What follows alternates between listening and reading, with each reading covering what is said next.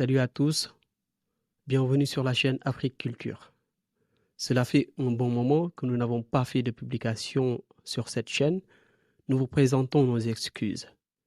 Nous avons été absorbés par les projets liés aux études, mais alhamdoulilah, nous sommes de retour avec un sujet qui nous tient particulièrement à cœur.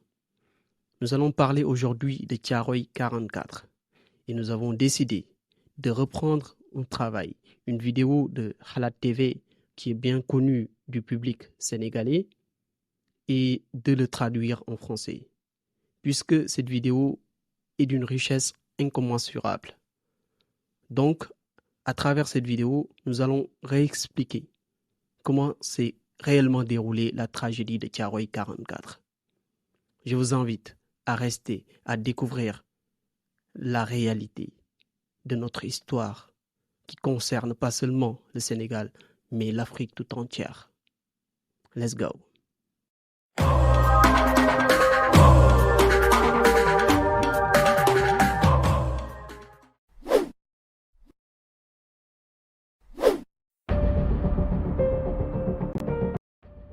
Dans cette vidéo, nous allons parler de l'histoire de Thiaroye 44, où nos ancêtres ont été massacrés par la France le 1er décembre 1944.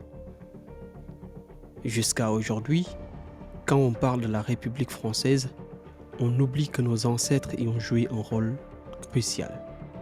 Mais cela n'a pas empêché la France de les trahir et de les massacrer. Une histoire pleine de manipulations et de falsifications. Par exemple, le lieu exact où nos ancêtres ont été tués à Thiaroye a été effacé. Le site de commémoration choisi est différent du lieu de massacre. Il n'y a aucune preuve matérielle qui relie cet endroit au drame.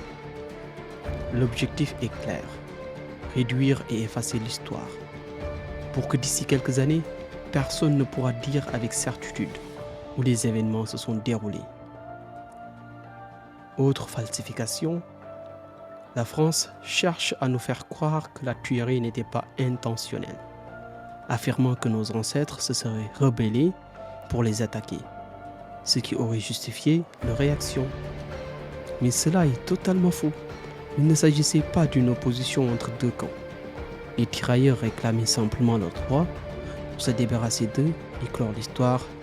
La France a choisi la violence. Nous allons analyser ces points pour nous-mêmes et pour les générations futures, afin que tout le monde puisse comprendre. Mais avant cela, nous allons contextualiser les événements en expliquant les origines de Thiaroye 44, ce qui l'a précédé, les trahisons et cet assassinat collectif. Contrairement à ce que beaucoup pensent, les tirailleurs sénégalais n'ont pas commencé avec la Seconde Guerre mondiale. Cela remonte au milieu du XVIIIe siècle, précisément en 1857, lorsque Louis Faidherbe, qui a laissé une empreinte controversée au Sénégal, a créé un corps militaire nommé Troupes coloniales. À cette époque, la France engagée dans la colonisation avait du mal à recruter des soldats en métropole et a décidé de s'appuyer sur les colonies, notamment en Afrique de l'Ouest. Il est important de préciser que tirailleurs sénégalais ne signifie pas qu'il s'agissait uniquement de Sénégalais. On y trouvait également des Maliens, des Guinéens, des Béninois, mais aussi des Ivoiriens.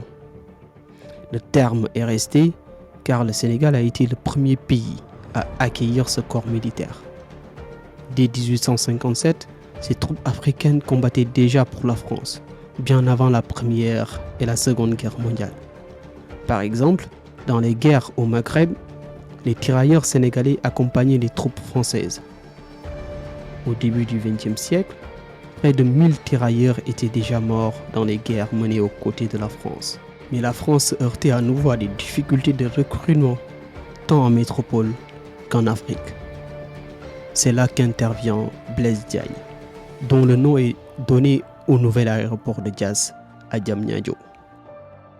La France l'a nommé sous-secrétaire d'État des colonies, mais aussi député français, devenant ainsi le premier député noir à l'Assemblée nationale française.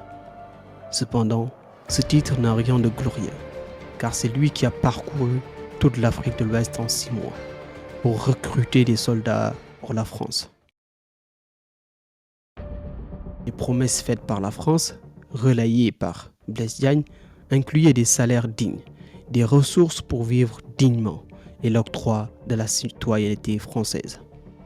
Ces promesses non tenues sont à l'origine des problèmes qui ont mené au massacre de Thiaroye.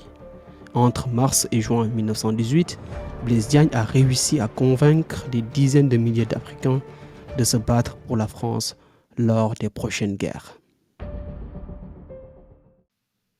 Nous sommes maintenant en pleine Seconde Guerre mondiale, le 10 mai 1940. L'Allemagne attaque la France, qui subit l'une de ses plus grandes défaites. Des milliers de soldats français sont capturés. Pour les soutenir, la France envoie alors des tirailleurs sénégalais qui prennent un rôle de premier plan dans ces combats.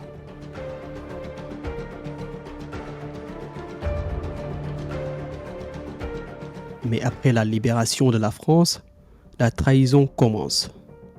En 1944, la France décide de retirer les soldats noirs pour ne pas les mélanger avec les soldats blancs. Cette opération s'appelle l'opération de blanchiment. Alors que ces tirailleurs ont été à l'avant-garde pendant la guerre, le général de Gaulle, une fois la France libre, décide de remplacer 15 000 tirailleurs sénégalais par des soldats français. La version officielle de l'histoire racontée par la France minimise l'importance de ces soldats et de leurs sacrifices. La trahison s'intensifie avec la démobilisation. Les promesses faites aux tirailleurs, comme un salaire juste et des conditions de vie décentes, ne sont pas tenues. En novembre 1944, une opération de démobilisation débute. Les tirailleurs sénégalais sont envoyés dans des camps en France en attendant leur retour en Afrique.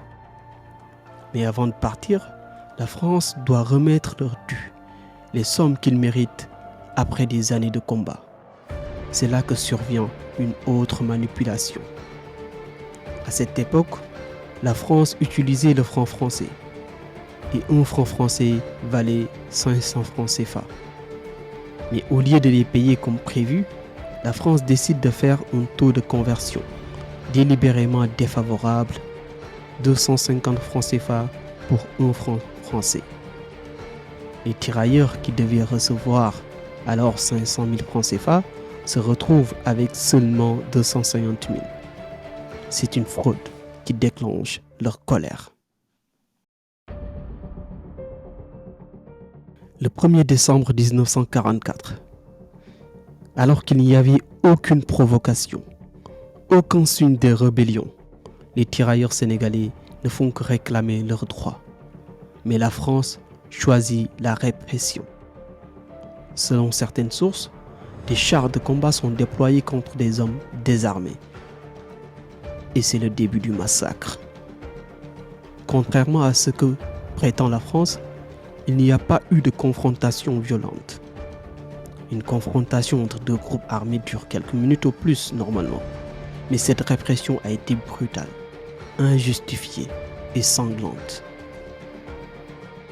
Quant au bilan, personne ne sait réellement combien de tirailleurs ont été tués. Après ce massacre, la France les a enterrés en secret dans le camp de Thiaroye. Si la France connaît le nombre exact de victimes, elle refuse de les révéler. Et la dernière falsification à déplorer concerne le lieu du massacre. En réalité, les tirailleurs ont été tués à l'intérieur même du camp de Thiaroye. Cependant, le lieu officiel de mémoire érigé pour honorer les victimes est situé à un autre endroit, loin du site de massacre, de l'autre côté de l'autoroute à péage, pour effacer toute trace du véritable événement. Une manipulation historique impardonnable. Merci à tous d'avoir regardé cette vidéo.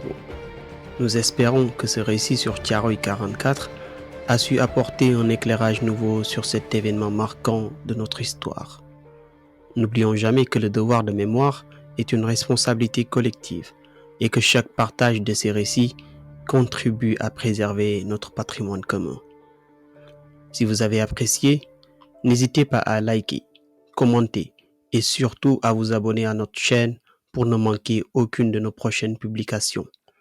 On se retrouve très bientôt pour d'autres sujets tout aussi captivants. En attendant, prenez soin de vous.